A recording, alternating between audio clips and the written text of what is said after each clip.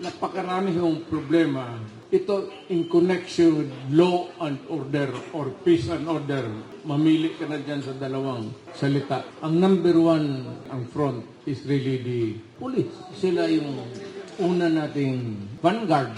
But maraming pagkukulang sa police. Hindi dahil sa police, kundi dahil sa suporta ng gobyerno rin sa police. If you want quality service, you have to support the police. Noong panahon ko, may palimbasa, mayaman ang syudad ng Davao because at that time, talagang there was a blooming of everything. Nagkaroon ng pera ang Davao. So in return, sinuportahan ko yung police because were it not for the police, hindi magkaroon ng law and order, pati hindi magkaroon ng progress ang syudad ng Davao.